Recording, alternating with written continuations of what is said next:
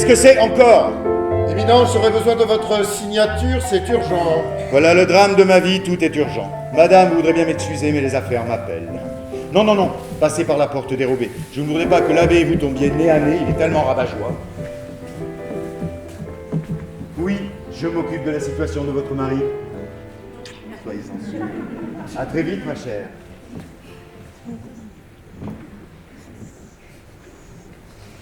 Entrez.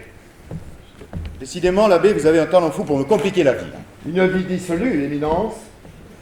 Pour un cardinal, il n'est pas correct De quoi parlez-vous? Je parle de ces équipages qui se succèdent chaque jour aux portes du palais. Toutes ces femmes qui vous rendent visite alimentent les rumeurs. Mais ce ne sont pas des femmes. C'est un réseau de relations. Vous ne jouez pas aux échecs? Jolie métaphore, si l'on considère que des personnes puissent être des pions. Je me permets de vous interpeller à ce sujet car les pires rumeurs circulent sur vous et elles sont arrivées aux oreilles de la reine qui se félicite de pouvoir nourrir sa haine à votre égard. Une haine tenace à mon grand regret. Je ne sais plus quoi faire pour lui être agréable et attirer son attention. Elle ne veut pas me rencontrer, elle ignore tous mes courriers et feint de ne pas me voir lors des grandes réceptions. Elle fait comme si je n'existais pas.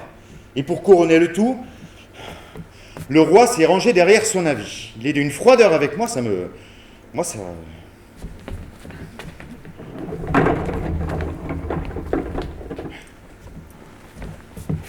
temps sont à la retenue, Éminence.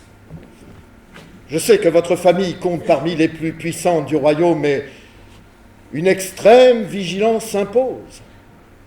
Le pouvoir absolu de la monarchie est outrageusement contesté dans la population. Des idées nouvelles circulent et le possible avènement d'une république alimente les conversations dans les salons. Une république. Mais vous perdez la raison. La population est très remontée contre Louis XVI, qui dépense des sommes astronomiques pour satisfaire les caprices de la reine. Il vient de lui acheter le château de Saint-Cloud alors que les caisses de l'État sont vides. Oui, mais pas si vite que ça, apparemment. Quant à vous, Éminence, en tant que cardinal, vous devriez vous méfier du pouvoir qu'ont les femmes sur les bonnes âmes. Ah, décidément, l'abbé, vous êtes un puissant fond de discours les plus ennuyeux les uns que les autres. Je reconnais bien là votre côté jésuite. Au moins, vous savez compter, c'est déjà ça. Ad maiorem Dei gloriam. Vous qui faites partie de cet ordre, qui se targue d'être passé maître dans l'art de la casuistique, vous devriez comprendre facilement que les choses ne sont pas si simples qu'elles ne paraissent. Vous endosseriez ne serait-ce qu'un dixième des obligations qui incombent à mon rang, vous comprendriez mieux ce qui s'acharne pour moi, d'accord? C'est le lot des grands de ce monde, mon cher. Nous ne sommes pas maîtres de notre destin. Ce sont les événements qui dictent notre conduite. Vous comprenez que je ne peux me soustraire à mes obligations et que je me dois d'être à la hauteur des espérances de ma famille. Les rois ont fait de moi un grand homme d'église en espérant un jour que je devienne un homme d'État. Vous y arriverez? Oui, mais pour passer Premier ministre, il me faut avoir grâce aux yeux de la reine. Et je vois ce doux rêve s'éloigner au fur et à mesure que les années passent. Là-bas, plus loin, il est parti là. C'est la raison pour laquelle je vous mets en garde. Il serait bon de ne pas alimenter les rumeurs et de laisser prise à ceux qui cherchent à vous nuire. Freinez votre train de vie et restreignez un tant soit peu vos relations féminines, de manière à éteindre le brasier des rumeurs. Freiner mon train de vie, ça m'est impossible, mon rang me l'interdit. Quant au superflu, je tâcherai de m'assagir, le temps que les têtes chaudes se refroidissent. Mon prince, je viens vers vous pour réclamer justice. Il est inacceptable que cette affaire reste impunie. Mais mon divin, que se passe-t-il? Quelle affaire? Vous auriez pu vous faire annoncer, nous étions en conversation privée. Quelle conversation privée! Il n'y a pas de secret ici pour le comte Alessandro di Cagliostro. Vous pouvez disposer, j'ai à parler à votre maître. Nous avions fini, l'abbé? Oui, Éminence. Alors laissez-nous à présent. Bien, Éminence.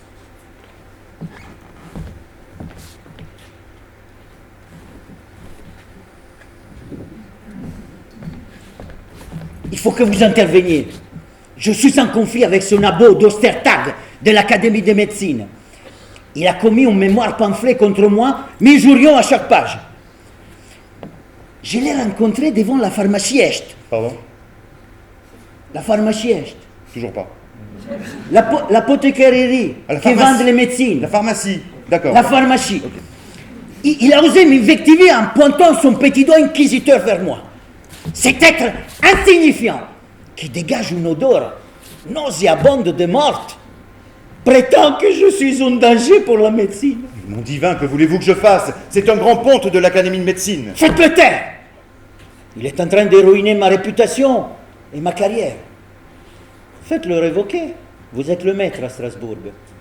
Je ne peux pas me concentrer sur l'étude de la pierre philosophale si j'ai un roquet qui me morde les chevilles en permanence. Mes travaux avancent à grands pas.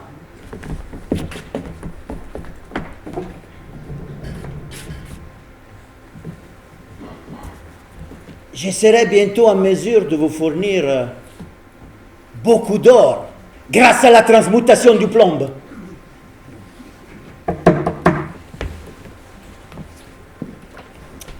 Beaucoup d'or? Ah oui, je touche au but. Mais il me faut du calme, de la sérénité. J'ai déjà obtenu quelques résultats significatifs. Vous avez réussi à transformer le plomb en or? Pas encore.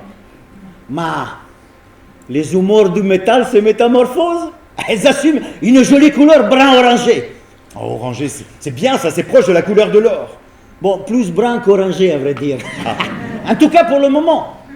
Mais je vous assure qu'il y a de l'orangé. C'est le signe que les ingrédients que j'ai ajoutés à la matière infusion sont efficaces pour la transmutation. Mais il me faut du calme, de la tranquillité. Il me tarde de voir le résultat. J'en ai des frissons.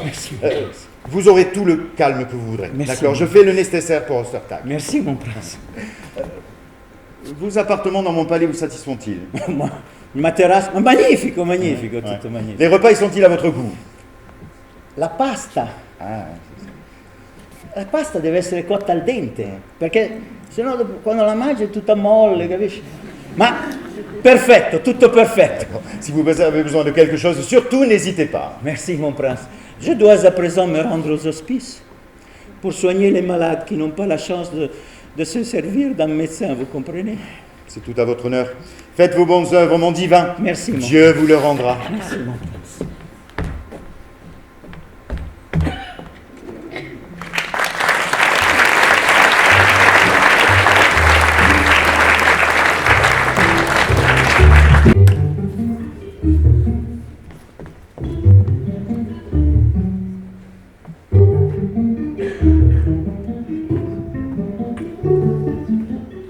J'arrive de Versailles. Donc tu es déjà au courant? Je le suis. Ton coup d'éclat a fait grand bruit, on ne parle que de ça à la cour. Je n'ai pourtant rien fait de spectaculaire. Je me suis évanouie au pied de la reine. Sacré culot, je ne sais pas si j'aurais osé. Ça a payé. Elle m'a offert ce pendentif. Joli. Qu'est-ce que ça présage? Une certaine forme de notoriété, je suppose. Et un accès libre à certaines parties du château, je présume. Rien de plus. Oui, ce n'est pas encore la gloire. Après avoir feint l'évanouissement, je lui ai tendu mon placet. Elle m'a demandé ce que cela signifiait. Je lui ai répondu qu'il s'agissait de mon arbre généalogique qui atteste que je suis une descendante de Henri II de Valois. Et Madame de Polignac, qui était là, m'a ri au nez et a prétendu que je faisais tout cela pour obtenir une pension et que je me ridiculisais en mendiant les faveurs de la reine. Mais elle n'a pas tort, tu as fait cela pour obtenir une pension. Je lui ai répondu que je n'avais rien mangé depuis 3 jours et que je faisais cela pour le prestige des Valois. Et que t'a dit? Ça lui a cloué le bec. La reine, très émue, m'a jeté quelques pièces et pour me manifester son soutien, elle m'a offert ce pendentif. Elle m'a dit de me présenter au bureau des généalogistes afin qu'ils déterminent l'authenticité du document et que si tel était le cas, j'obtiendrais une pension. Tu vois, c'est bien de cela qu'il s'agit, une pension. Oh, mais évidemment, j'ai pas fait tout cela pour un misérable pendentif. Une pension serait la bienvenue pour nous sortir de cette misère crasse. Et donc, tu es allé voir les généalogistes. Non, je me suis empressée. Le pendentif autour du cou en guise de trophée.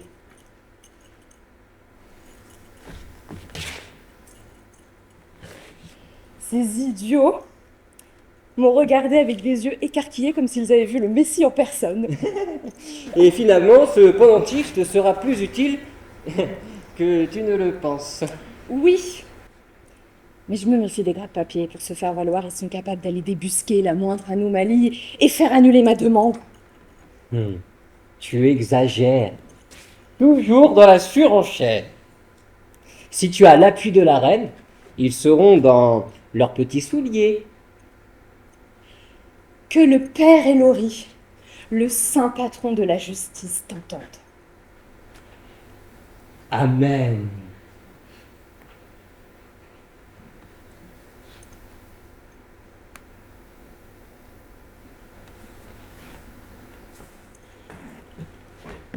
Où est ton mari? Je sais pas. Ultra. Il a l'air bizarre. Depuis quelques jours. Depuis que tu es là. Oui, sans doute. J'imagine que ce n'est pas facile pour lui. Bah, tu lui demanderas, mais à chaque fois que j'ouvre la bouche, il me fait une scène. Pourquoi? Il dit que je suis trop dépensière. Que nous n'avons plus le sou, et blablabla, et blablabla. L'imbécile. Il n'a pas compris que pour gagner gros, il faut miser gros. On est bien d'accord, tout est dit.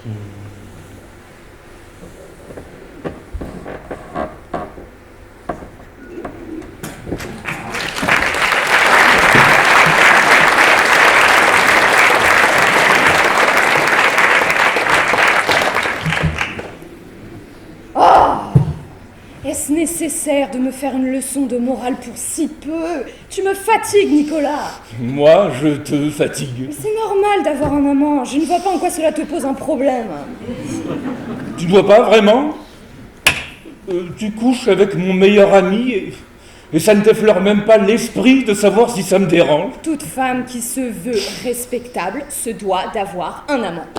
C'est une nécessité absolue à la cour. À la cour. Surtout si on ne souhaite pas passer pour la dernière des cruches. Je n'y peux rien, le monde tourne ainsi. Le monde tourne ainsi. Toutes les grandes dames et tous les grands seigneurs ont des amants et des maîtresses de cœur. Tous. La reine a un amant.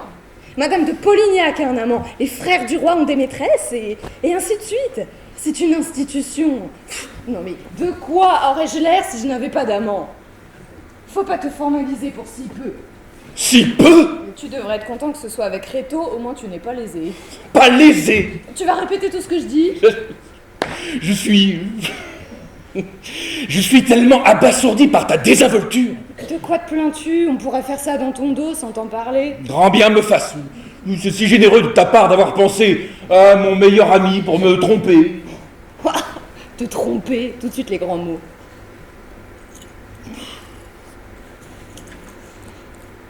Oui?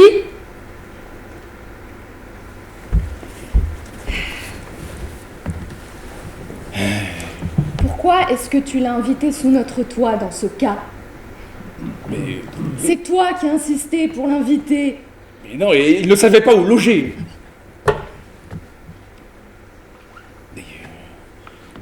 Il vient parce qu'il sort de prison. Qui? Réto! Réto? Oui. Tu te moques de moi. Non. Mais pour quelle raison aurait-il fait de la prison? Il ne m'a rien dit. Il ne va pas aller le crier sur tous les toits. Alors pour quelle raison? Faux, usage de faux et recel. Réto. Il a falsifié des documents pour escroquer de riches héritiers. Il a été jugé et condamné à 1 an de prison. Il en sort. Bon, et puis qu'est-ce que ça change? Il a purgé sa peine, non? Mais c'est tout l'effet que ça te fait. Bah, en tout cas, lui, il se démène pour trouver une solution à notre problème. Quel problème? Nous n'avons plus d'argent, mon cher. Nous devons 1500 livres au propriétaire de l'hôtel où nous logions en arrivant à Paris. Et j'ai emprunté à quelque chose près la même somme pour que nous puissions meubler ici. Et tu es content d'avoir des meubles, n'est-ce pas? Je ne vois pas le rapport. Non, bah toi, tu vois jamais le rapport avec rien de toute façon. C'est pas avec ta pension de 150 livres d'anciens gendarmes que nous allons vivre. Mais là n'est pas la question. Et puis c'est toi qui m'avais suggéré de venir à Paris pour nous installer et nous consacrer à un avenir plus glorieux. Voilà où nous ont mené tes excentricités. Oh, tu me casses les oreilles. Si tu veux vivre comme un minable tout le restant de tes jours, mais vas-y, moi j'ai d'autres ambitions. Je ne me laisserai pas intimider par des petits arguments fallacieux. Si madame ne passait pas tout notre argent dans ses toilettes... Inutile de marmonner dans ta barbe, j'ai entendu. Comment dois-je m'habiller pour aller à Versailles? En guenille? Monsieur va-t-il m'expliquer comment une dame de haut rang doit se présenter devant ses semblables? Quel semblable. Le roi, la reine, la cour.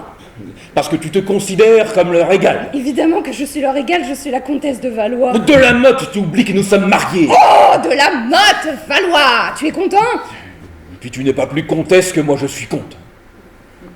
Nous savons tous les deux que ce titre est une usurpation. Oh, mais voilà bien la mesquinerie des esprits étriqués, mais... Tu devrais avoir honte d'être tombé si bas. Tombé si bas. Depuis j'en ai marre de me disputer, je m'en vais. Non mais c'est ça, va nous chercher de l'argent, tu seras plus utile. Ben, qu'est-ce qu'il a à faire la tête, là, celui-là? Il sait. Il sait. Oui. Ah, Eh ben, comme ça, au moins, les choses sont claires. elles le sont. Enfin, pas entièrement. Pourquoi? Je viens d'en apprendre de belles à ton sujet. Ah, ça aussi, il te l'a dit?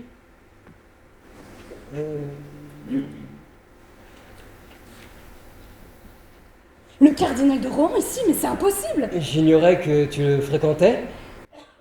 C'est une vieille connaissance. Tu ne devrais pas le négliger. C'est un homme puissant et riche, très très Je riche. sais.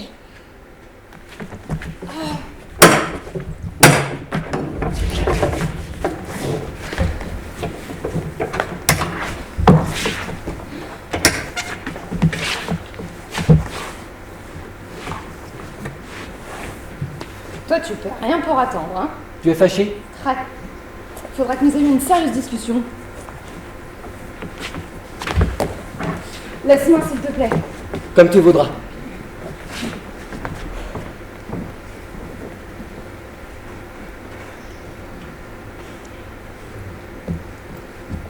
Monseigneur, vous ici. C'est trop d'honneur. Mon Dieu, quelle merveille! Éminence. Quelle beauté! Mais vous n'êtes plus une jeune fille à présent, ma chère Jeanne. Vous êtes une femme, une très belle femme. Vous allez me faire rougir, Éminence. Je me réjouis de ce voyage depuis Strasbourg. Cette correspondance épistolaire, aussi enrichissante soit-elle, n'aurait jamais pu me donner autant de satisfaction que l'instant présent. Je constate avec délice que la chrysalide que j'ai connue jadis s'est transformée en joli papillon. Vous devez en faire chavirer des cœurs. Je suis confuse, je ne vous attendais pas ici, maintenant, à Paris. Je me doute, je suis arrivé hier soir. Pardonnez cette visite impromptue, mais je ne peux recevoir chez moi en ce moment pour des raisons de discrétion. Et comme je nourrissais le désir absolu de vous revoir après tant d'années, me voici. Vous avez bien fait. Je suis enchantée. Ce matin, nous parlions justement de vous. En bien, j'espère. Éminence, est-il possible de parler de vous en d'autres termes? Vous me flattez. Beaucoup d'années s'est écoulées depuis notre dernière rencontre à Strasbourg, n'est-ce pas, ma chère enfant? Que de souvenirs. Oui, que de souvenirs. Vous aussi, vous gardez de bons souvenirs? Ils sont bons, j'espère. Excellent, Éminence. Seul votre regard n'a pas changé. Toujours aussi malicieux. Peut-être cette petite faussette s'est accentuée, ça vous donne un air coquin. C'est adorable. Quant à vous, vous êtes toujours aussi charmeur. Et que voulez-vous, on ne se refait pas? S'il vous plaît, Jeanne, ne soyez pas gênée. Vous savez que j'ai un faible pour vous. Si on m'avait dit ce matin que je recevrais autant d'éloges, je me serais offert le loisir d'avoir la mine moins triste pour vous accueillir. Vous étiez triste? Quel dommage, gâcher un si joli sourire. Rien de grave, j'espère. Non, les petites tracasseries du quotidien. À qui le dites-vous? Comment se nomme votre mari déjà? Nicolas de la Motte. Ah oui, de la Motte, oui, bien sûr. Je l'ai noté quelque part, je n'ai pas la mémoire des noms. Ce n'est pas grave. J'étais justement venu vous informer que je lui ai trouvé un poste dans le prestigieux régiment des gardes du corps du comte d'Artois. Ah, c'est fantastique. Il en sera très heureux. Oh, ne me remerciez pas, c'est juste un poste honorifique. Cela lui permettra de toucher une petite pension, c'est un début. C'est si aimable à vous, monseigneur. Ce n'est rien, je le fais de bon cœur. Mais s'il vous plaît, Jeanne, arrêtez avec les monseigneurs, les éminences. Appelez-moi Louis, comme autrefois, à la douce période de nos ébats passionnés. Je suis une femme mariée à présent. Éminence, il me faut préserver les apparences. Oh, préserver les apparences, comme c'est joliment. Mais tout à fait, il faut m'appeler, j'en conviens parfaitement. Jeanne, jamais je n'ai retrouvé une femme qui m'inspirait autant de désir que vous. Et vous le savez, n'est-ce pas? Vous feignez l'innocence pour mieux me torturer. Louis, je vous ai toujours apprécié. Appréciez seulement? Je pensais que vous m'aimiez. Pardonnez ma franchise, mais je ne puis vous imposer la charge d'une femme qui n'a pas les qualités nécessaires pour devenir votre maîtresse. Les qualités nécessaires, quelle vilaine formule. À l'époque, vous étiez moins prude et vous souciez peu des formalités d'usage. Excusez ma brutalité, mais j'avais 16 ans. À l'époque, comme vous dites, j'étais la protégée de la marquise de Boulainvilliers, je n'avais pas de problème d'argent. J'étais insouciante et écervelée. À présent, je dois me débrouiller seule. Si c'est une question d'argent. Et votre mari? Mon mari, Ah, je vois. j'ai peur de ne pas être digne de l'honneur que vous me faites en sollicitant les faveurs de mon cœur. Je peux vous aider. La misère n'est pas une fatalité, nous pallierons ce désagrément, soyez-en sûrs. Avez-vous tenté de faire valoir vos droits à une pension, comme je vous l'ai suggéré dans ma lettre? Absolument. Je viens de m'en occuper ce matin même. Pour le moment, j'ai légalement l'autorisation de porter le nom des Valois. Je suis ravi de l'entendre. Vous voyez, vos efforts ont fini par jouer et gagner. Vous êtes maintenant digne du bras du prince, Madame de Valois. De quel prince parlez-vous? Coquine, petit oiseau rusé. Vous m'avez toujours réjoui avec cet air piquant. En tout cas, cette issue favorable, je la dois à la reine. Quelle merveilleuse personne, elle est tellement humaine.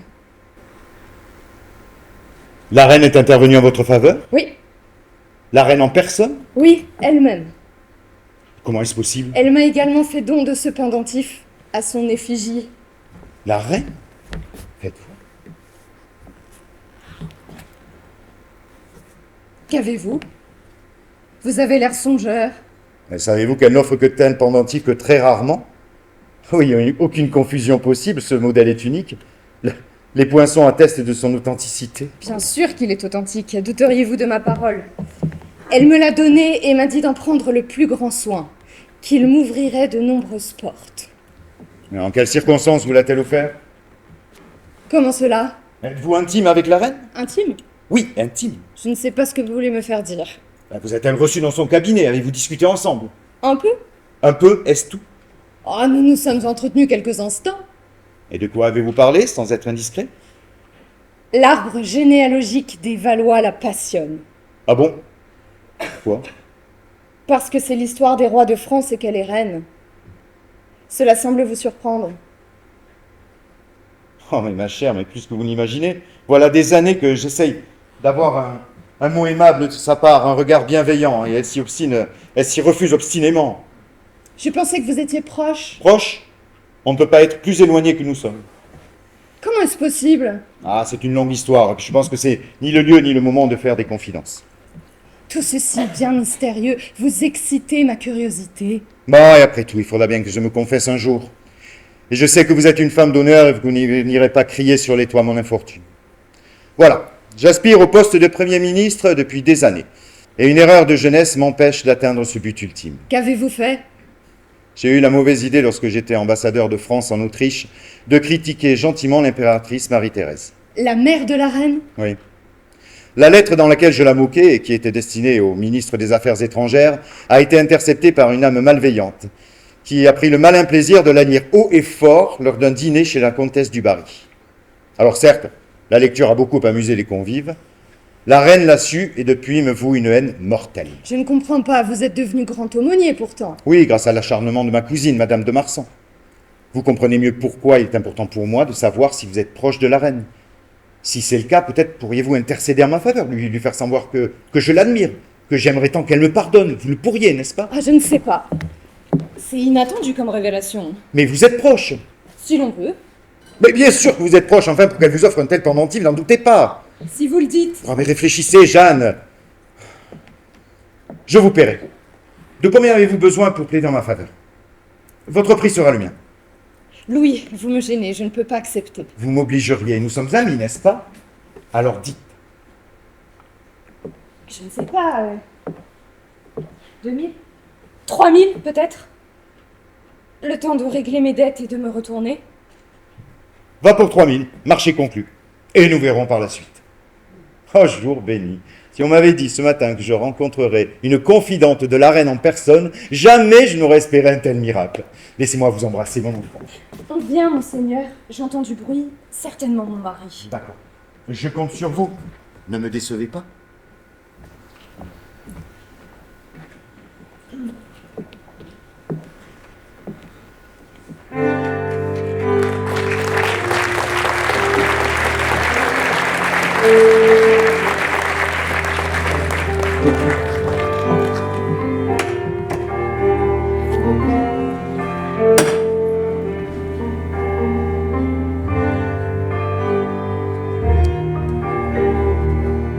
Qui êtes au fait de ces choses-là, peut-être pourriez-vous me conseiller? Qu'est-ce qu'il y a, l'abbé? Vous désirez une femme, où il est le problème? Je n'ai pas dit que je la désirais. Simplement évoqué le fait que je me sens troublé en sa présence. Et je n'aurais peut-être pas dû vous en parler. Et alors? Je perds mes moyens. Elle le voit et s'en amuse à mes dépenses. Voilà des mois que je prie Dieu pour qu'il me vienne en aide. Ah, c'est qu'elle est belle, la coquine! À faire damner tous les sangs de la terre! Seigneur, ne blasphémez pas! J'ai honte de moi. Je n'aurais peut-être pas dû vous en parler. Oh, il faut satisfaire vos besoins naturels, l'abbé. Sinon, pam! Vous allez exploser comme una pastèque! Non, c'est impossible. Plutôt mourir. Je suis fidèle à mes vœux. Pourquoi vous torturez-vous? Vous vous attachez à des vieilles chimères, l'abbé. La vie, je parle de la vraie vie. Ce n'est pas un concept que la raison a créé de toutes pièces en se nourrissant d'idéologie ou de principes. C'est au contraire une succession de plaisirs et de jouissances quotidiens. En d'autres temps, ces paroles hérétiques vous auraient mené au bûcher. Ah! Envoyez balader tous ces gens foutres qui veulent nous faire la morale. Le Christ lui-même n'a-t-il pas dit « J'aime la bonne chair et le bon vin » Il l'a dit, mais... Bien sûr qu'il l'a dit. Que serait la vie s'il n'était vue que par le prisme d'une rigide et froide pensée, dépourvue d'amour et de sentiments? Oui, mais le véritable amour n'est pas charnel. Il est spirituel. Ah, mais qu'en savez-vous? Devons-nous obéir aux règles de la raison et nous mortifier, ou à celles de la passion et jouir de l'instant présent? Pour ma part, j'ai choisi. C'est impossible. Vous me conseillez de succomber à la tentation? Mais si cette femme vous plaît, pourquoi pas? Non, c'est impossible. Je n'aurais pas dû vous en parler. Entendez-moi bien, l'abbé. Si nous nous en tenions à ce magnifique commandement qui dit « Aimez-vous les uns les autres », alors l'humanité serait sauvée. Alors pourquoi tout ce fatras de règles et de devoirs que veut nous imposer l'Église catholique? Doucement, doucement, ne blasphémez pas. Pardonnez mon emportement, l'abbé. Vous savez que moi-même j'ai été élevé au couvent des Fate Bene Fratelli, chez les frères de la Miséricordia, sur ma belle île de Sicile. C'est là-bas d'ailleurs que j'ai appris le métier d'apothicaire, ou l'art de manier les ongouantes, les poudres, les élixirs, les cataplasmes. Où voulez-vous en venir? Ah oui, c'est aussi là-bas que j'ai appris les paroles de Jésus. Et j'ai pas le sentiment, si vous voulez bien m'entendre, que Jésus nous a demandé de nous disputer le bout de gras avec les autres confessions et de nous entretuer pour savoir qui était le prophète légitime. Enfin, qu'est-ce que c'est que cette histoire de guerre de religion? Je ne vois pas le rapport avec mon affaire. Celui qui vit par l'épée périra par l'épée. Ce ne sont pas les paroles du Christ? Bien sûr, oui. Pardonnez si vous voulez être pardonné en retour. Ce ne sont pas ces paroles? Bien sûr. Aime ton prochain comme toi-même et ton ennemi également. Ce ne sont pas ces paroles? Oui, bien sûr, elles le sont. Alors vous voyez que dans toutes ces recommandations, il n'y a pas une hausse de jugement, pas de trace d'une quelconque condamnation. Certes, il n'y a pas de jugement ni de Il a dit condamnation. aussi, la chair est faible et l'esprit est prompt. Avouez qu'il avait tout compris sur la nature de la fragilità umana. Est-ce si grave? Est-ce si grave d'aimer une personne et de se laisser aller à ses penchants naturels? D'aimer, non. Et de la désirer, oui. Je ne suis pas un homme ordinaire. J'ai fait vœu de pauvreté et de chasteté.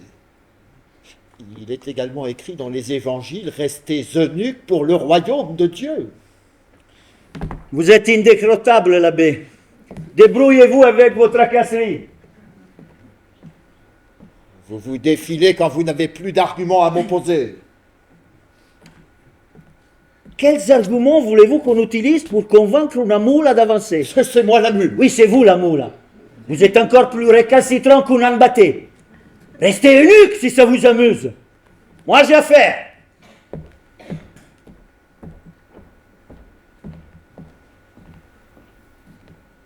Seigneur, mon Dieu, ayez pitié.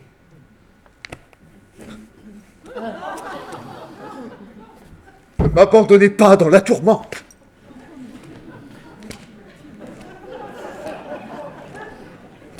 Mais l'abbé, qu'est-ce que vous faites? Vous ridiculisez, là. Allez à la chapelle si vous voulez prier. Pardonnez-moi, monseigneur, un instant d'égarement. Bon, laissez-moi. J'attends d'un instant à l'autre la comtesse de Valois. Madame de Valois? Oui, la comtesse de Valois. Pourquoi? Ça vous pose un problème? Non, pas du tout, non, je m'en vais de ce pas. Ah, voilà, ma chère enfant, ma providence. Jeanne, adorable Jeanne. Ou oserais-je dire Madame de Valois? Monseigneur. Oh non, Jeanne, plus de monseigneur, pour la énième fois. Comment se porte notre affaire? En très bon chemin. Fantastique. Mais, je tiens à vous prévenir. Si vous voulez que nous travaillions dans une saine complicité, vous allez devoir me faire entièrement confiance pour mener les négociations. Sur ma vie, mon destin est entre vos mains, Jeanne. Vous avez carte blanche. Parfait. Alors, j'ai un petit cadeau pour vous. Ah, qu'est-ce que c'est? Vous ne reconnaissez pas ce sceau? Mon Dieu, la reine? Elle a tenu à vous exprimer personnellement ses sentiments. Et aussi à justifier son comportement à votre égard. Est-ce possible? Lisez-la, vous verrez bien. Vous vous doutez que je n'en connais pas le contenu. Oui, bien sûr, bien évidemment.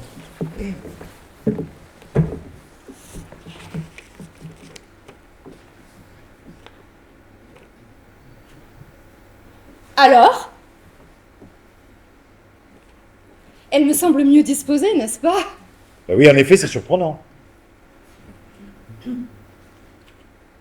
Lorsque j'ai constaté son obstination à vous détester, je me suis évertuée à lui faire prendre conscience que la haine est un poison qui consume à petit feu autant celui qui la porte que celui qui en est l'objet. Ouais, évidemment. Et comme c'est quelqu'un de raisonnable et qui a malgré tout un grand cœur, elle a fini par se ranger à cet avis. D'ailleurs, elle m'a paru subitement soulagée, comme si le fardeau qui lui pesait tant et qu'elle venait de déposer sur mon conseil ne la tourmentait plus. Ah oui, effectivement, ouais. Il m'a semblé qu'elle paraissait disposée à reconsidérer votre relation. Surtout lorsque je lui ai dressé un portrait de vous plutôt flatteur, hein, sans me vanter. Prétextant que les gens ne vous connaissaient pas et qu'il ne fallait pas s'arrêter à cet aspect pédant, et parfois, si je peux me permettre, Faites. obséquieux, qui vous caractérise et qui peut rebuter au premier abord. C'est l'impression que je donne, obséquieux? Mais une fois avoir gratté le vernis, lui ai-je encore précisé, on se rend compte que c'est quelqu'un de charmant, d'enjoué, de positif, toujours prêt à rendre service. Oh, Jeanne, vous lui avez dit tout cela? Je me suis évertuée à lui dresser un portrait de vous des plus élogieux. Vous êtes un ange. Elle me parle aussi de ses bonnes œuvres, des 10 000 livres qu'elle aimerait consacrer aux pauvres de la paroisse Saint-Michel. Qu'en pensez-vous?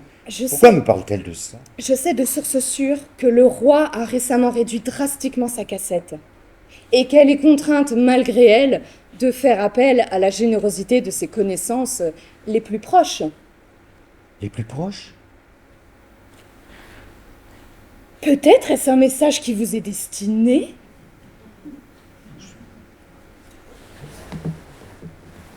Peut-être. Peut-être veut-elle vous tester, voir si elle peut compter sur vous, sur votre générosité, sur votre soutien, sur votre amitié. Mon amitié? Vous connaissez les femmes, elles sont sensibles aux cadeaux. Mais peut-être que je m'avance et que ça n'a aucun rapport. Vous pensez qu'elle souhaite que je m'acquitte de cette tâche? Que je lui offre ces 10 000 livres pour qu'elle puisse affronter ses bonnes œuvres? Moi, je ne pense rien, Louis. Je ne suis que l'intermédiaire, c'est à vous de voir. Mais ce serait peut-être l'occasion pour vous de lui démontrer votre dévouement. Une femme toute reine qu'elle est raffole des preuves d'amour. D'amour. Vous connaissez les femmes. Elles sont compliquées. Elles détestent et le lendemain, elles admirent, elles vénèrent. Vous pensez que la reine... Vous savez, ces rougeurs qui lui sont montées aux joues lorsque j'ai prononcé votre nom n'étaient peut-être pas dues qu'à la haine qu'elle prétend vous porter. Est-ce possible, la reine? Qui sait? Voilà une nouvelle bien extraordinaire. Bon, que fais-je? Je vous les donne en personne? Quoi donc? Eh bien, les 10 000 livres. C'est à votre générosité qu'elle fait appel, Louis, pas à la mienne. Bon, comme elle vous fait entièrement confiance, je pense que c'est le seul moyen pour sceller en moi mon retour en grâce. Qu'en pensez-vous? Je le pense aussi. Eh bien, soit. Voilà. Je crois que tout cela n'était qu'un fâcheux malentendu. Tout s'arrange. Je suis heureuse pour vous. Et tout ceci, je vous le dois, Jeanne. Je n'en reviens pas de ce changement soudain. À présent, il faut que vous soyez à la hauteur de ces attentes en écrivant une belle lettre pleine de reconnaissance. La reine me l'autorise-t-elle? Mais évidemment, ne souhaite que cela, voyons. Bien sûr, vous m'avez la tête. Je m'y mets sur le champ. Parfait. Alors, je repasserai demain. Vous me la remettrez en main propre. Ainsi, vos correspondances seront sécurisées. Le poste de Premier ministre commence à se dessiner à l'horizon, Louis. Appliquez-vous! Oui, Jeanne, promis.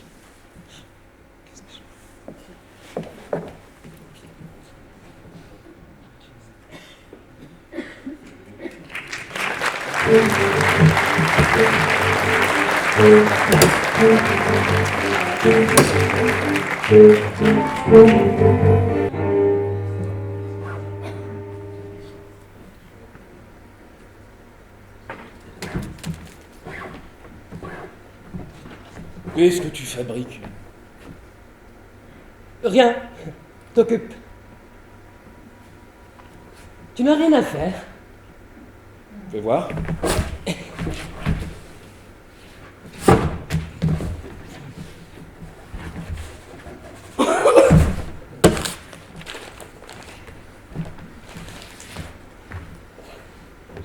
Tu écris une lettre au cardinal de Rohan. En quel honneur? En quel honneur? Et si j'ai envie, moi, d'écrire au cardinal de Rohan, en quoi ça te concerne? Mais c'est une lettre d'amour, mon vieux. Tu es amoureux du cardinal de Rohan? Mais pas moi, grand couillon, qu'est-ce que tu racontes? Pas toi? Qui alors? Allez, laisse ça.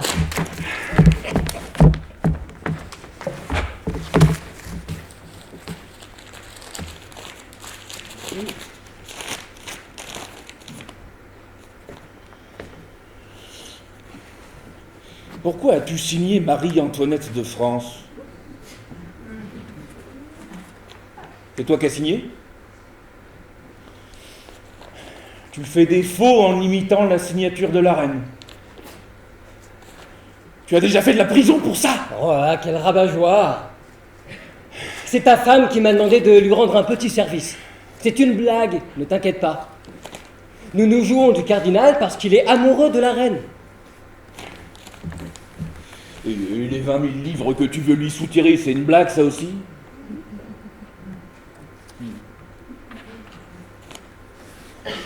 Ce vieux vicieux est obsédé par la reine, je te dis. Il en est fou amoureux. Nous ne faisons que lui donner de l'espoir et nourrir par la même occasion ses fantasmes. Ça se paye, ça. Rien n'est gratuit dans la vie. Non, ça, monsieur, ça s'appelle de l'escroquerie. Et ça se paye aussi, tu devrais le savoir. Ah, tout de suite un grand mot! Écoute, tu n'as rien remarqué depuis 3 mois. Quoi?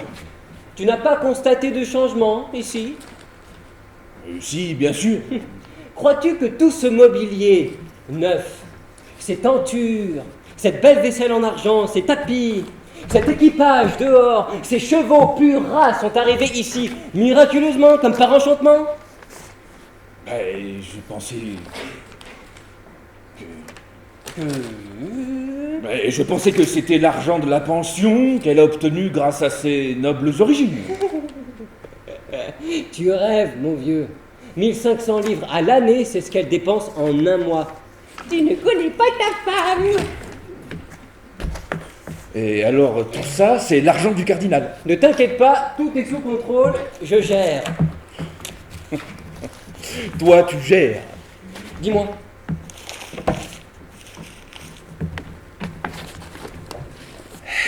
C'est pas toi qui m'as dit l'autre jour que tu avais rencontré une fille au palais royal qui ressemble à s'y méprendre à la reine? Qu'est-ce que tu veux faire avec cette fille? Où peut-on la trouver? Elle traîne toujours sous les arcades. Comment s'appelle-t-elle? Nicole Le Guay. Tout le monde la connaît. C'est le portrait craché de la reine. Bien. Parfait.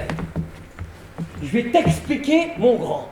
Tu vas avoir l'honneur et le privilège de participer à la mise en scène de la plus fantastique farce jamais réalisée depuis le Tartuffe. Quelle farce! Qu'est-ce que c'est que cette histoire? Je vais t'expliquer. Viens!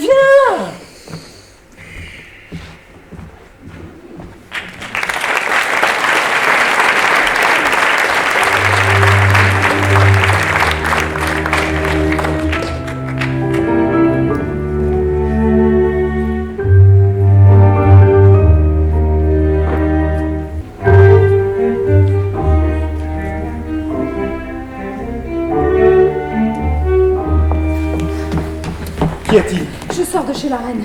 Elle n'a pas pu prolonger l'entretien comme elle le désirait. La comtesse d'Artois lui a proposé de se promener avec elle. Mais elle s'échappera. Et dans ce court intervalle, elle vous prouvera les preuves non équivoques de sa protection et de sa bienveillance. Que dois-je faire? Cachons-nous derrière ce bosquet en attendant qu'elle arrive.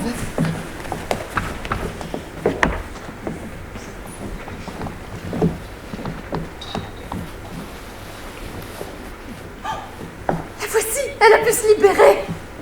Oh, la reine! Oh oui, je la reconnais! Malgré la pénombre, je reconnais sa silhouette. Vous voyez, je ne vous avais pas menti. Elle est là. Oh Seigneur, depuis que j'attends ce jour, j'ai les jambes qui tremblent, je vais défaillir. Arrêtez de faire l'enfant. Ce n'est pas le moment. Allez-y, elle s'impatiente. Et respectez bien les consignes.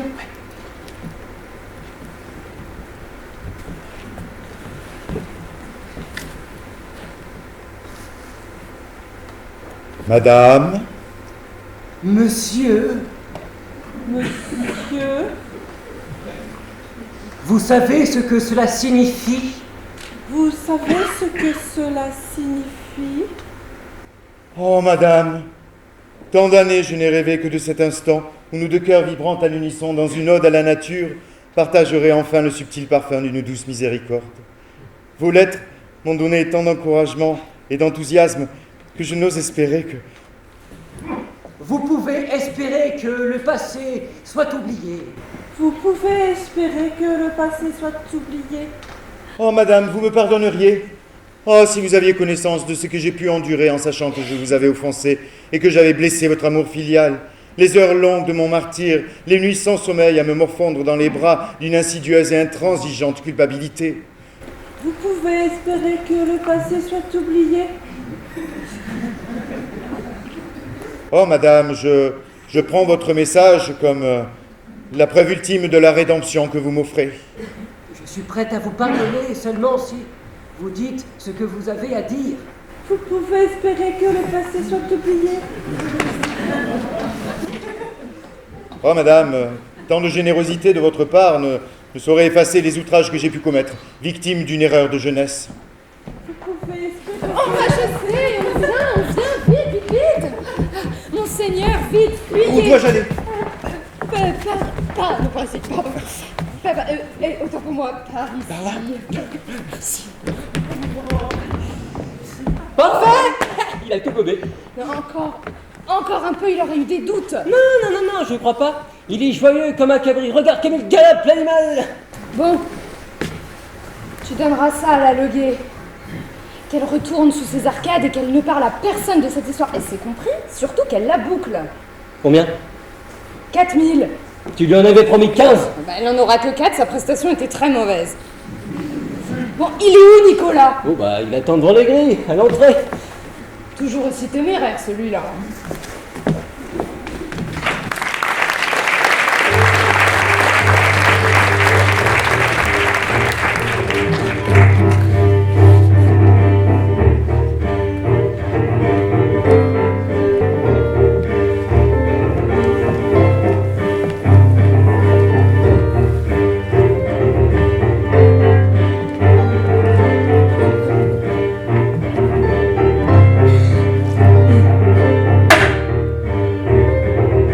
Alors? 60 000. Pigre, 60 000! 20 000 pour l'organisation, 20 000 pour les imprévus et 20 000 pour les bonnes œuvres de la reine. Il n'a pas rechigné. Pas bronché, il paie. Tant qu'il sera persuadé d'avoir vu l'Autrichienne au bosquet de Vénus, il déboursera, il flotte sur un petit nuage. S'il savait qu'il a eu affaire à une prostituée...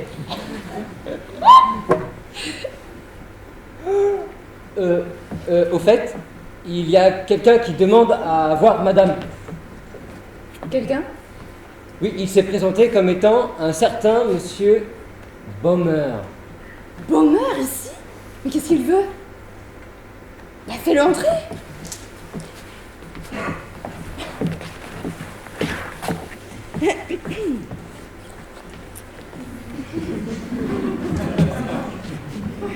Monsieur Baumer, le bijoutier de Sa Majesté en personne chez moi.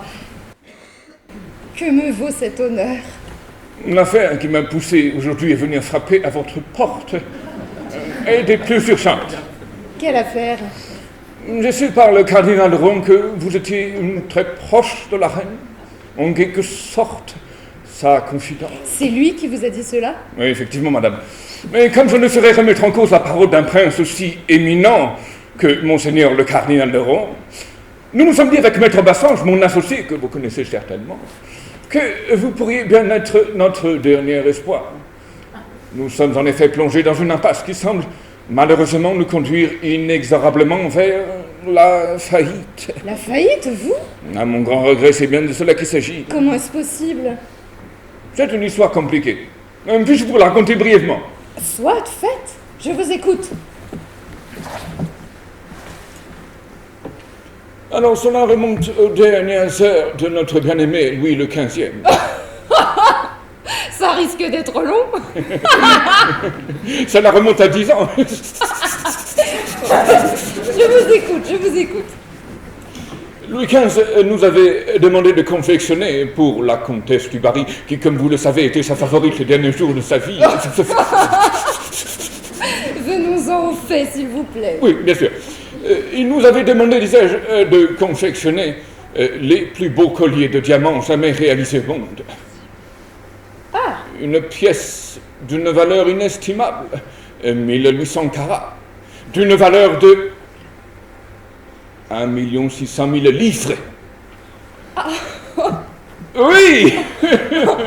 Ça fait toujours cet effet-là lorsque j'énonce les chiffres. Cela représente, pour vous donner une ordre d'idée, 3 châteaux avec parc, d'une valeur de 500 000 livres chacun, 264 millions d'euros. Euros? Louis XV étant décédé, nous nous sommes retrouvés avec le collier sur les bras sans que personne ne veuille l'acquérir. Quelle histoire, mais je ne vois toujours pas en quoi cela me concerne. Madame, vous connaissez la reine. Vous êtes l'une de ses proches, très proche même, m'a-t-on dit. Et Je vous en supplie, madame, essayez de convaincre la reine de nous acheter ce collier. mais les caisses de l'État sont vides, je ne pense pas que ce soit le moment le plus favorable. Nous avons décidé avec Maître Bassange, mon associé, d'octroyer à la personne qui serait s'acquitter de cette tâche la somme de 1000 louis d'or. 1000 louis d'or pour convaincre la reine d'acheter ce collier? Oui, Ce n'est pas une petite somme, ça, monsieur Baumer. ce serait bien mérité pour récompenser celui ou celle qui sera s'acquitter de cette tâche. Vous me prenez de court, là. Il faut que je réfléchisse à tout ça. Justement, à ce propos, nous sommes prêts à faire un geste, afin d'alléger son endettement. Nous pouvons lui proposer un règlement en 4 échéances, 400 000 livres tous les 6 mois, il me semble que c'est honnête. Cela lui permettra d'étaler ses dépenses. Ça, ce sera à elle d'en juger. Bien sûr, nous ne voulons en aucun cas lui forcer la main. Bien sûr, Laissez-moi y réfléchir. bien sûr. Et n'oubliez pas, pour récompenser celui ou celle qui nous aura évité la faillite, 1000 louis d'or. Vous savez parler aux femmes, vous.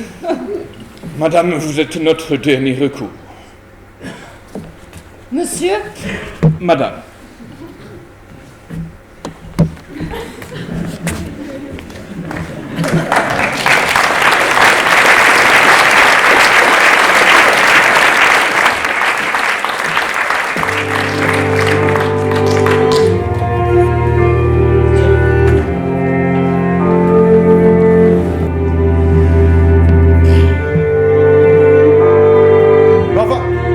Enfin, c'est de la folie, vous vous rendez compte de ce que vous me demandez? il n'est pas question que vous achetiez le collier pour la reine. Seulement que vous jouiez le rôle d'intermédiaire pour la transaction et que vous vous portiez garant auprès des bijoutiers. C'est elle qui paiera. La reine veut ce collier. Le contrat sera signé de sa main. Elle s'engage à fournir tous les documents en bonne et due forme. La reine veut ce collier? Oui, Mais quelle lubie lui est passée par la tête? ce n'est pas une lubie. Elle le désire depuis fort longtemps. Ah oui? Alors c'est pas ce qu'on m'a rapporté. D'après certaines rumeurs, elle aurait déclaré en le voyant « C'est un harnais pour chevaux !»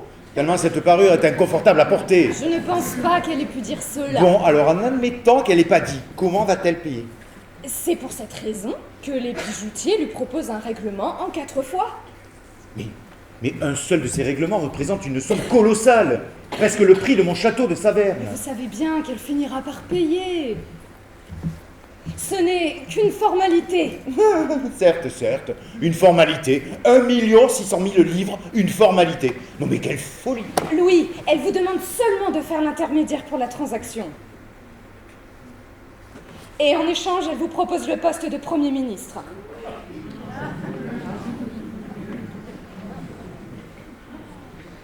C'est elle qui vous a dit ça? Elle a été parfaitement claire sur ce point, Louis. Elle s'y engage. Bon alors quel sera mon rôle? Seulement de réceptionner le collier du bijoutier et de vous l'apporter. C'est cela. Et ensuite c'est vous qui le remettrez. C'est cela. Et elle ne veut pas faire cette transaction elle-même de peur de choquer le roi. En ces temps compliqués où la disette fait des ravages et les mauvaises rumeurs font chanceler le trône, elle préfère rester discrète. Vous avez raison. Si ça venait à se savoir, on pourrait assister à une révolution. Bon, n'exagérons rien. Une révolution, je vous dis.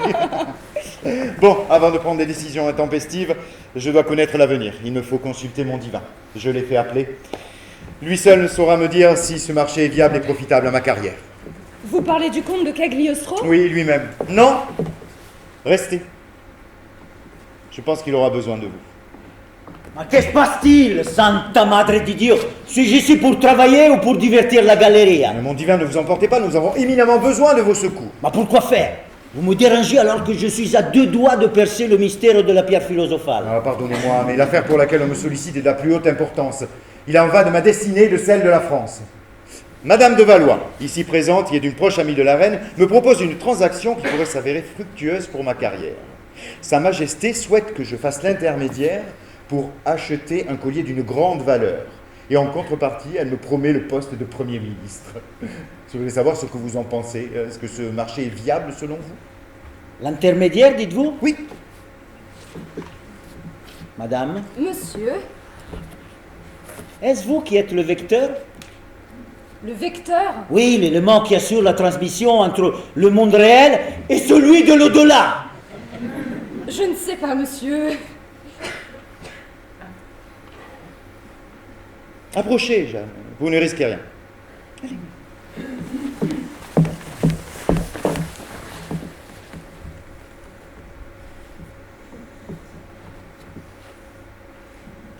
Oh!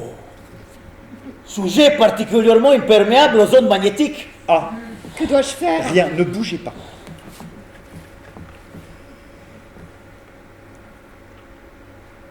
Très, très, très forte personnalité. Impénétrable. Erratique.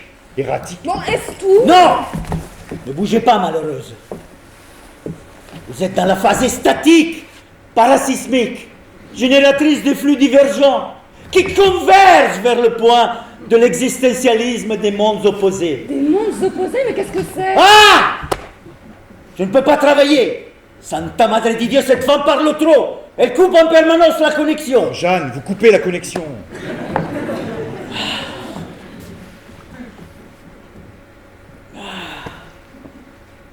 Puisque la lumière ne suffit pas, je vais faire appel au jumeau sombre, mon démon familier. Ah, mais qu'est-ce que c'est cette histoire de démon? Moi, je cautionne pas du C'est tout. pas là. un démon, c'est une allégorie. Allez-vous vous taire à la fin? Ça y est, là j'ai quelque chose. Il me fait peur. Ne bougez pas. Attendez un instant. Oh! Oh, c'est incroyable! Les âmes errantes nous ont appris qui vous étiez, madame. Qui suis-je? Qui est-elle? Elle est votre salut, éminence. Mon salut? Attendez! Attendez, j'ai une communication.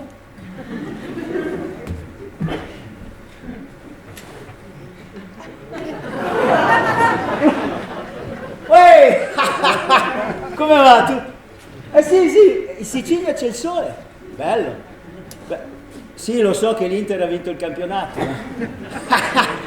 Ah! Quoi? Oh! Mon démon familier me dit, la négociation est digne du prince. Elle aura un plein succès. Quoi?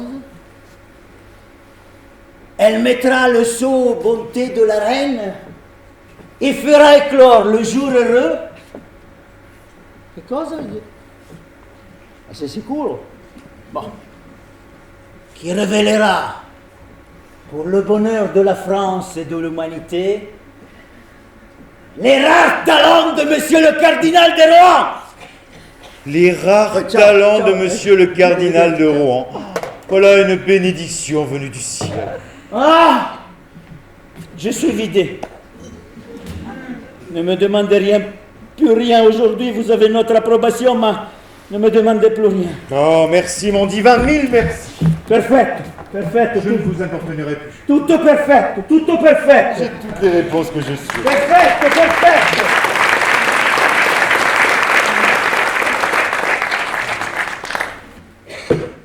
Bien. Comment procédons-nous? Il faut tout d'abord que vous rédigiez le contrat, afin que la reine puisse y déposer ses approuvés et sa signature. Et ensuite, vous irez chez les bijoutiers pour qu'ils le signent également et qu'ils vous remettent le collier. Tout simplement. Tout simplement. Allons dans mon bureau en définir les termes.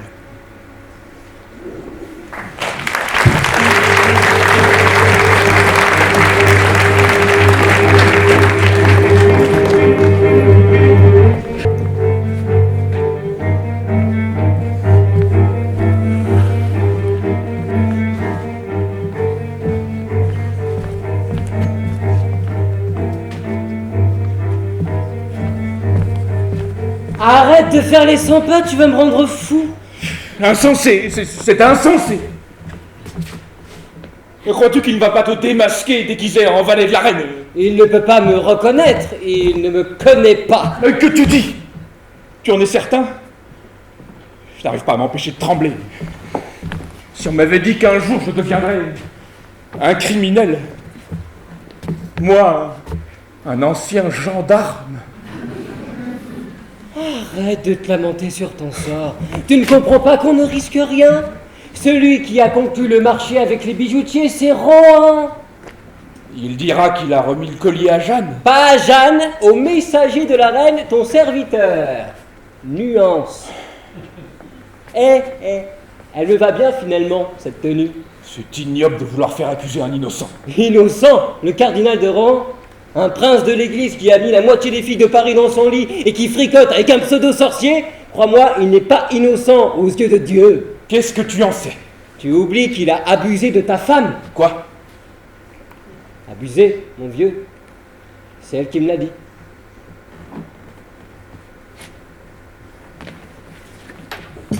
Tu es fou?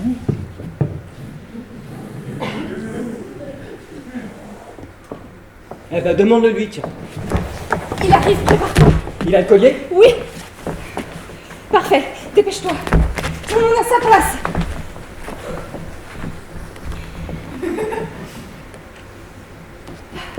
Louis, enfin. Je commençais à m'impatienter. Voici le joyau. Merveilleux. Les bijoutiers n'ont pas fait de difficultés particulières. Aucunement. Oh, il semblait un petit peu étonné du nombre d'approuvés que Sa Majesté a apposé sur le document. Mis à part cela... Ah si, ils m'ont également fait remarquer qu'habituellement la reine ne signe pas Marie-Antoinette de France, mais seulement Marie-Antoinette. Ah. Oh, certainement un oubli de sa part. C'est ce que nous nous sommes dit.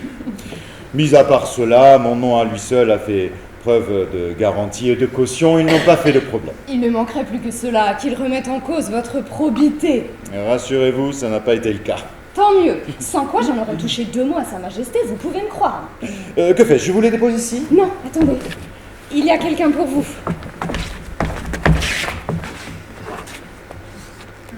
Qui est-ce? C'est un serviteur de la reine.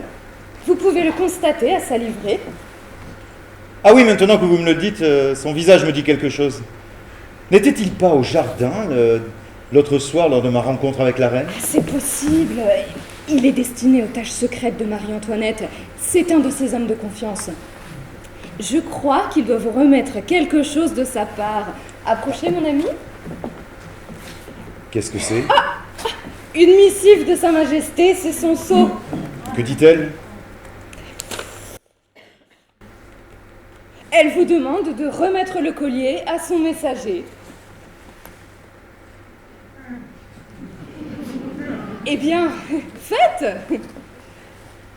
Exécutez-vous, Louis, le serviteur s'impatiente. Qu'avez-vous? On ne fait pas attendre la reine, voyons. Non, oui, certes, pardonnez mon désarroi, mais ceci est tellement... Bon, qu'avez-vous? Êtes-vous sûr que cette personne est au service de Sa Majesté? Bien sûr, certaine. Qu'entendez-vous par là? Non, rien. Tenez, mon brave, apportez cet écrin à la reine, et prenez-en grand soin, hein. Il est d'une valeur inestimable. Plusieurs de nos vies ne suffiraient pas à le rembourser s'il menait à s'égarer. Certes, mais lâchez l'écrin, Louis. Ah, et vous direz aussi à Sa Majesté que je fais ça en toute loyauté, en toute amitié, hein, avec un sens du sacrifice qu'elle saura, je l'espère, reconnaître à sa juste valeur. Parce que je suis investi d'une mission pour elle, hein, vous lui dites bien ça, une mission. Il lui dira. Mais lâchez l'écrin, Louis, par pitié, la reine s'impatiente. Oui, et insistez sur amitié. Hein. Il n'y manquera pas. Ah, tout de même. Allez, mon ami, courez à Versailles en toute discrétion, comme vous savez si bien le faire.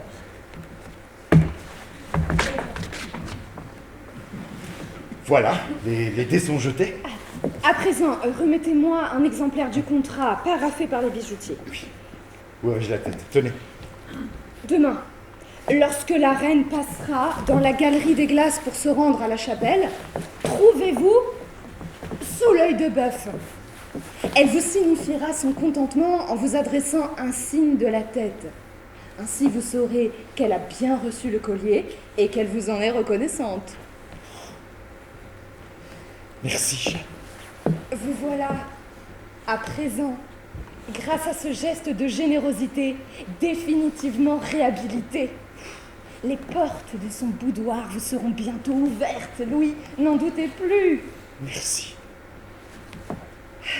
Allez, filez, grand fou. Nous nous verrons demain à la Galerie des Glaces.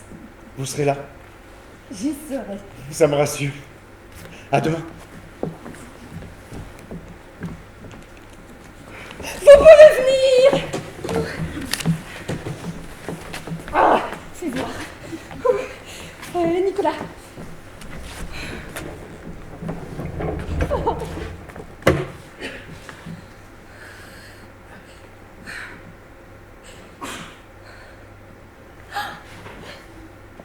Seigneur, Inimaginable. quelle beauté. Qu'allons-nous faire? Il n'est pas prudent de le garder ici.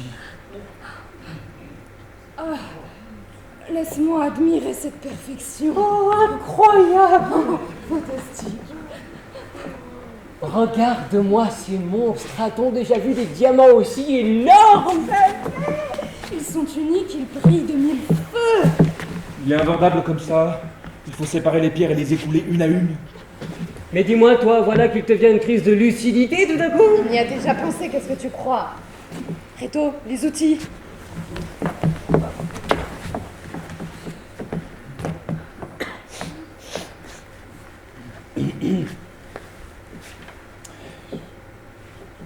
Vous n'y arriverez pas comme ça. Impossible, ils sont trop scellés. Ça marche pas. Attends.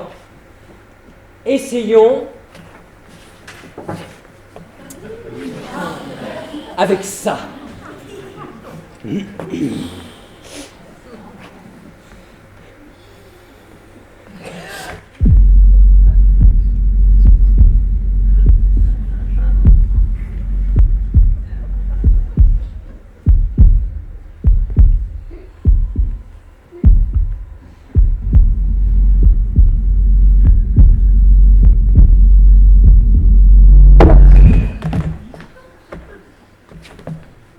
En voilà un. Et voilà, tu l'as abîmé comme il est là, il a perdu la moitié de sa valeur. Mais c'est qu'il parle comme dans un livre, celui-là. Vas-y, montre-nous, puisque tu es si malin.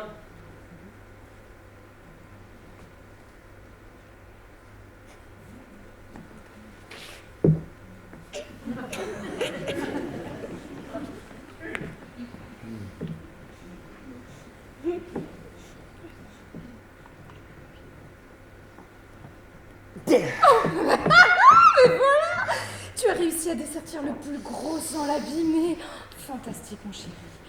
Les plus gros ne sont pas les plus faciles à vendre. En tout cas, pas en France. Les receleurs se méfieront et soupçonneront qu'ils ont été volés. Non, il vaut mieux s'occuper des petits en premier. Ça m'aurait étonné. Tu as été parfait, mon amour. Mais Reto n'a pas tort. Il vaut mieux s'occuper des petits en premier. Allez, au boulot. Ne perdons pas de temps.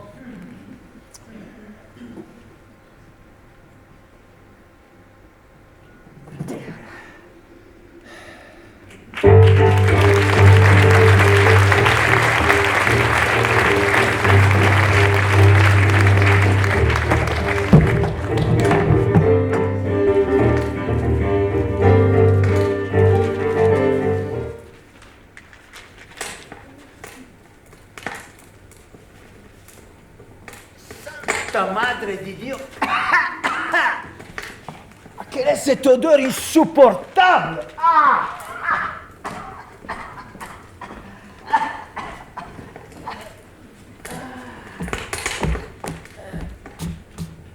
C'est vous, l'abbé?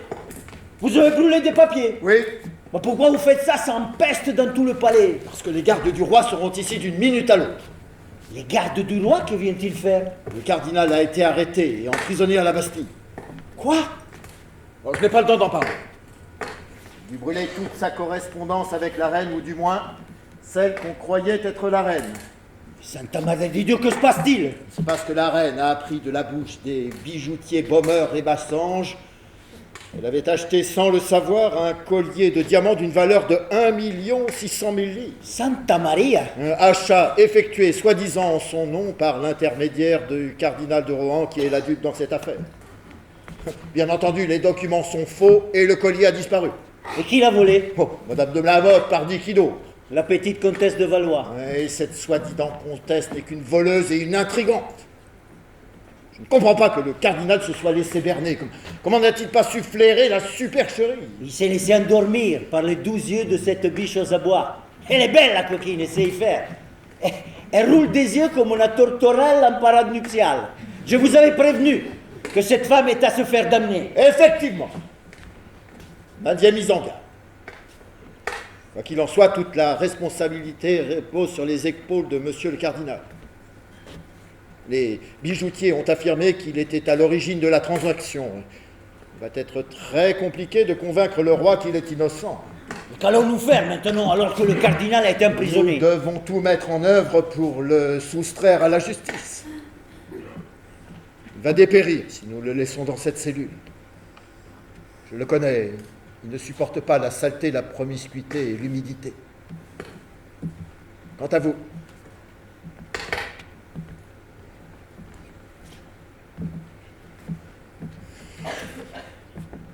vous pourrez témoigner que cette Lamotte est bien intervenue à plusieurs reprises auprès de son éminence en se faisant passer pour une confidente de la reine. Moi, intervenir? Pourquoi faire? Parce que vous avez affirmé concernant l'affaire du collier qu'elle serait digne du prince de Rohan et qu'elle aurait un plein succès. Vous avez participé à son aveuglement, vous l'avez conforté dans son erreur. Non, moi, pas du tout, non, non, non. Vous mentez! Ce n'est pas ce que m'a dit le cardinal. Je suis allé le voir ce matin dans sa cellule, il m'a tout expliqué. Il vous faudra témoigner, mon cher, si vous voulez continuer à profiter de ses largesses le jour où il sortira de prison. Ah bah à mon avis, il n'est pas prêt d'en sortir. Cette intrigue, elle m'a l'air parfaitement ficelée. Quant à moi, je ne fais que lui dire ce qu'il voulait entendre. Ça lui faisait tellement plaisir de négocier l'achat de ce collier pour la reine. Vous vous en souvenez à présent, la mémoire vous revient subitement. Mais qu'aurais-je pu lui dire d'autre? Il se serait vexé si je n'avais pas été dans son sens.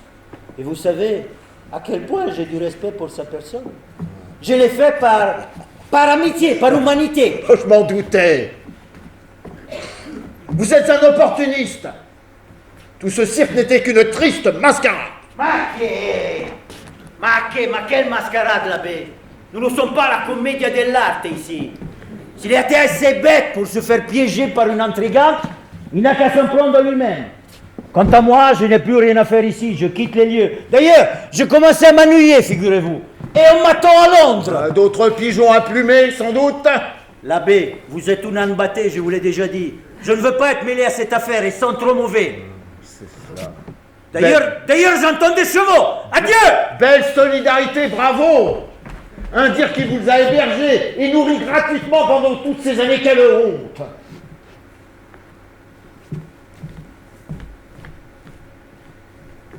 Bon. Allons voir ces gardes. Et feignons la surprise. De toute manière, ils ne trouveront rien ici, j'ai fait place nette.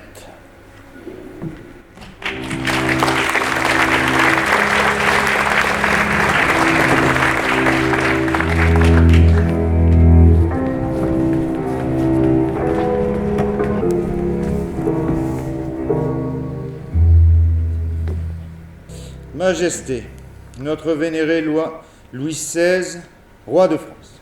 Moi, Louis-René Édouard, prince de Rohan-Guéméné, je suis et resterai à jamais votre loyal et indéfectible serviteur.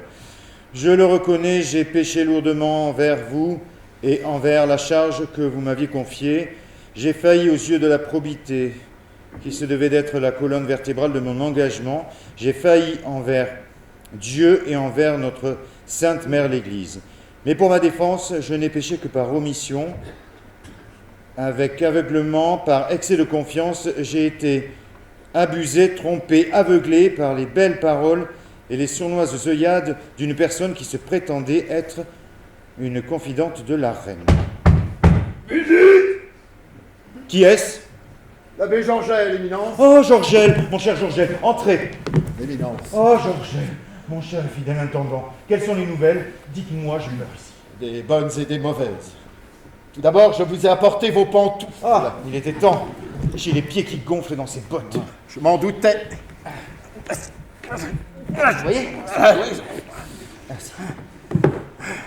Une tenue de rechange, quelques effets personnels et une couverture bien chaude. Quelle humiliation, Georgette. Me faire arrêter en pleine cérémonie, devant toute la cour. Je n'arrive pas à m'en remettre. Me faire jeter ici, en prison, comme un scélérat, sans tenir compte de mon rang, moi, le grand aumônier de France. Je ne pensais pas que cela soit possible. C'est la reine qui est à la manœuvre, soutenue par son ministre Breteil et l'abbé Vermont. Mais le roi, que dit-il? Il soutient la reine contre vents et marées. Pour lui, vous êtes coupable. Mon Dieu, c'en est fini de moi. Et que dit le procureur général, Joly Fleury? Il est fermé à tout arrangement et toute négociation. Il s'entête sous la pression de la reine. Oh, c'est pas bon, ça. Non. Non, ça se présente mal. La reine souhaite vous voir condamné à tout prix. Elle se sent bafouée et humiliée, a-t-elle dit. Elle prétend que son nom et son honneur sont à jamais salis.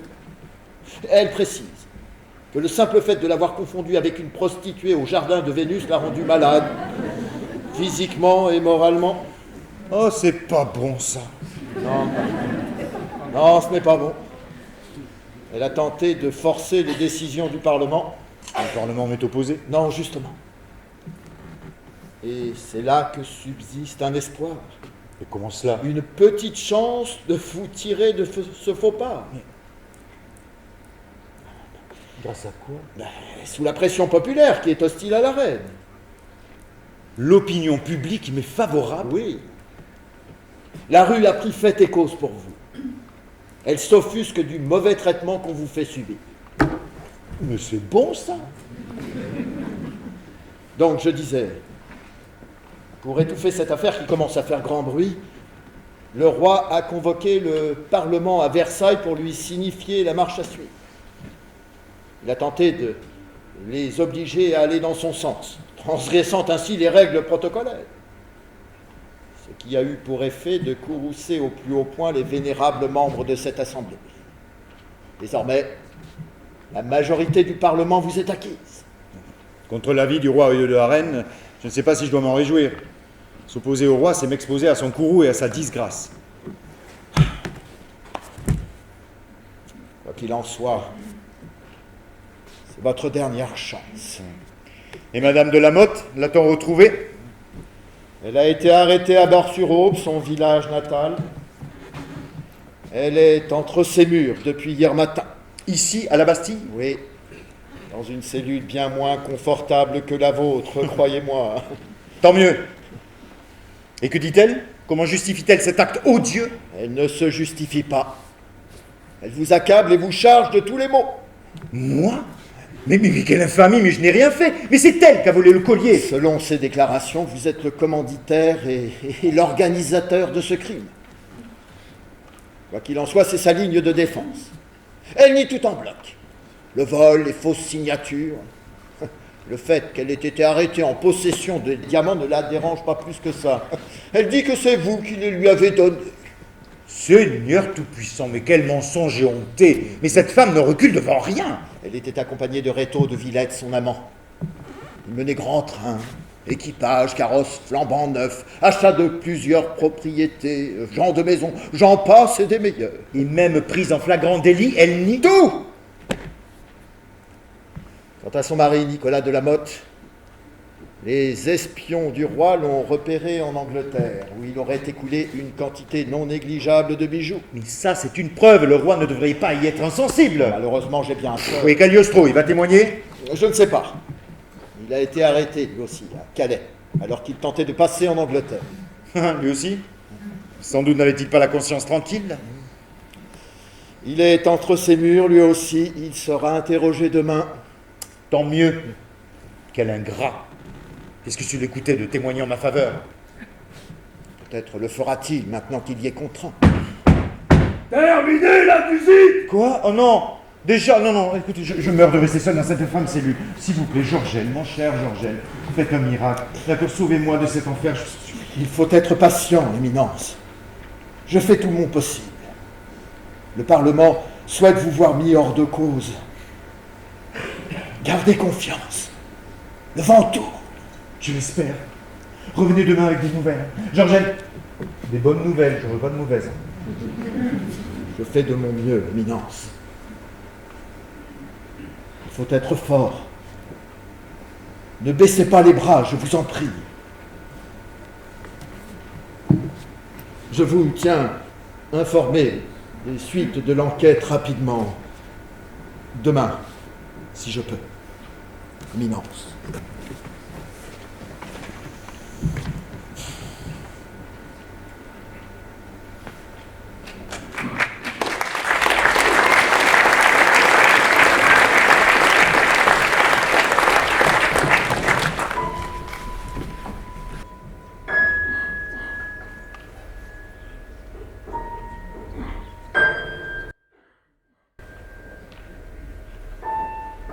Madame de la Motte? Madame de la Motte, vous m'entendez? De Valois, Jeanne de Valois. Vous vous adressez à la comtesse de Valois. Que voulez-vous? Je suis le père Jérôme. Je viens recueillir votre confession. Quelle confession? Celle qui vous arrange ou la vérité? La vérité, ma fille. Je l'ai déjà dite au tribunal. Souhaitez-vous soulager votre conscience avant de subir votre châtiment? Ma conscience est pour moi, c'est elle qui m'aidera à supporter la douleur. Je suis innocente de tous les crimes dont on m'accuse. Madame, je ne suis pas là pour refaire le procès. Vous avez déjà été condamnée. Moi, ma mission est de vous aider à accepter cette épreuve dans l'amour de Dieu. Allez-vous m'accompagner pour purger ma peine? Vous serez là pour me réconforter chaque jour que Dieu fait et me délivrer de cette misérable existence qui m'attend? Je comprends, c'est difficile à admettre. Non, ce n'est pas difficile à admettre, l'abbé, c'est insupportable. L'orgueil est mauvais conseiller. En quoi suis-je orgueilleuse? C'est moi la victime dans l'histoire. Il a été déterminé que la victime est le cardinal de Rohan, et non pas vous. Dites-moi plutôt ce qui vous pèse sur le cœur. Ce qui me pèse sur le cœur.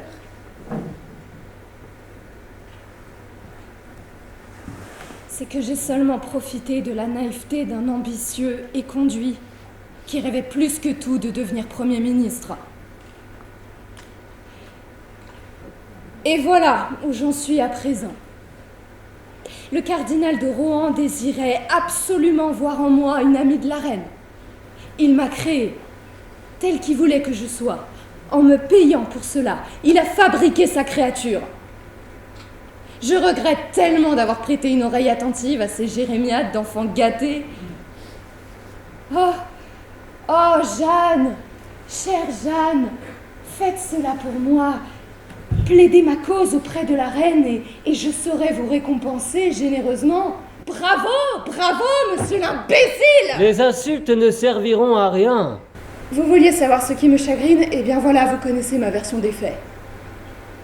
Pensez-vous qu'il y ait autre chose qui puisse me chagriner en ce moment?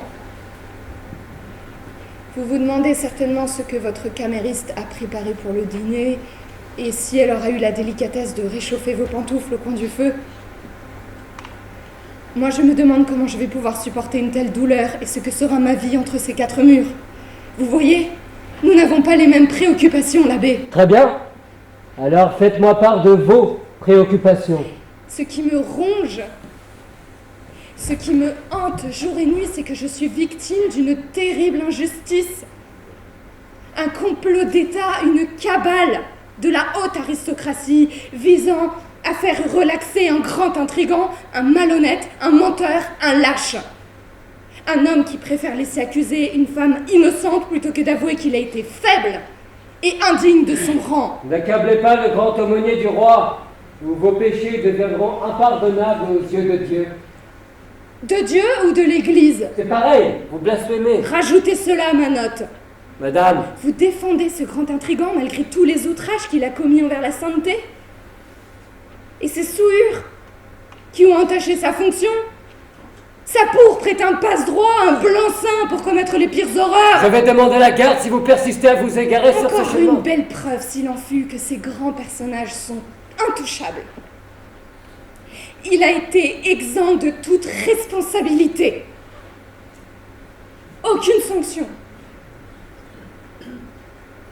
Le tribunal, entièrement composé de ses amis, acquis à sa cause, grand seigneur et père de France, a pensé qu'il serait de bon ton de lui éviter toute forme de condamnation contre l'avis du roi et de la reine. Ah, il n'a rien fait, ont-ils dit, il a seulement été naïf. Mis à part le fait qu'il m'a poussé à la faute en achetant ma conscience avec ses millions, ce n'est pas un crime, ça? C'est vous qui avez volé ce collier.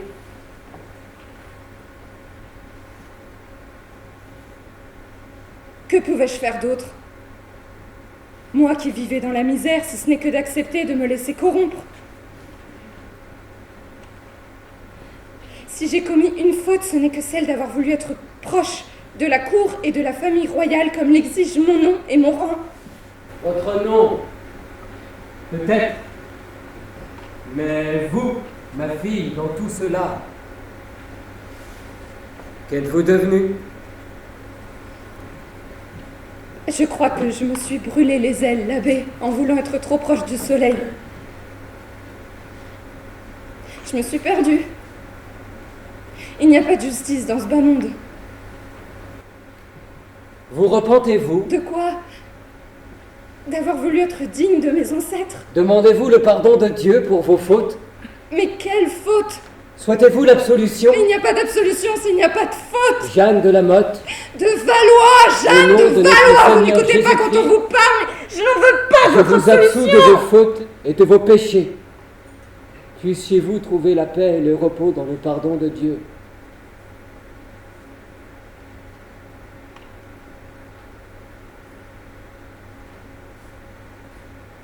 Amen.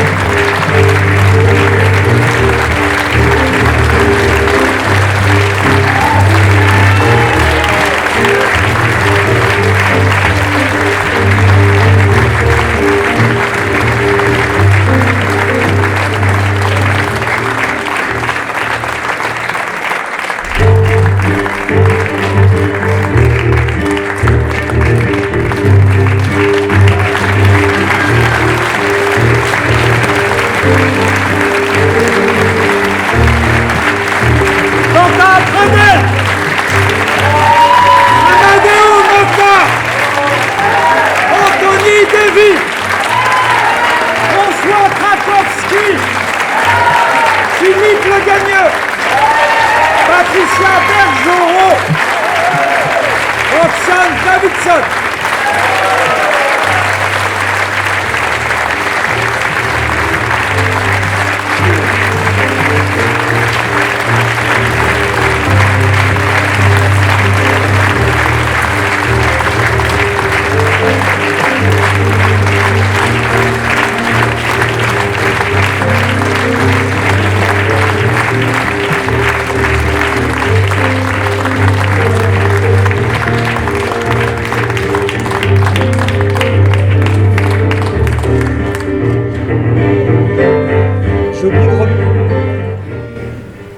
J'ai oublié de remercier quelqu'un tout à l'heure, c'est Quentin Pradel. Parce que Quentin Pradel a composé cette musique avec Jade, qui est là, et Emmanuel. Et merci infiniment pour cette création. Merci beaucoup. Merci de nous applaudir.